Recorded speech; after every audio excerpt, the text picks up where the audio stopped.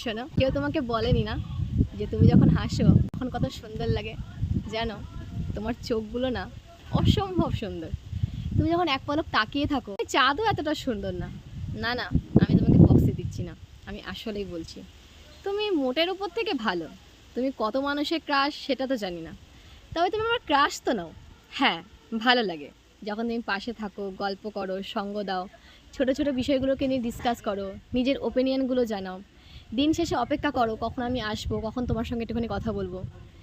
দূরে গেলেও এই যে কাছে থাকার একটা প্রবণতা তোমার ভালো লাগে। সবসময় সব কথা আমরা প্রকাশ করতে পারি না, কিছু কথা মুখ থেকে বুঝে নিতে হয়। মনের ভাব, চোখের ইশারা, এই যে মুচকি মুচকি হাসি, একজন একজনের দিকে তাকালেই একটা ভালো লাগা তৈরি হওয়া, এটাও এক প্রকারের অনুভূতি।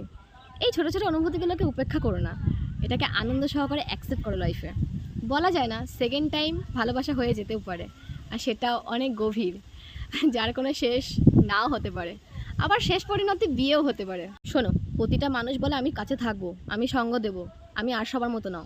তুমি প্রমাণ করতে চেও না, তুমি না কথা দিও না, তুমি কাজে করে দেখিও যে তুমি আর সবার মতো নাও। তুমি সঙ্গ দিতে জানো, তুমি মাঝপথে হাত ছেড়ে দেবে না, তুমি শেষ অবধি চলবে। এটুকু তো ভালোবাসা দিতেই পারো না, এটুকু ভরসাই চাই ব্যাস। জানো তো, জীবনে চলার পথে না বিশ্বাস আর ভরসাটা খুব দরকার।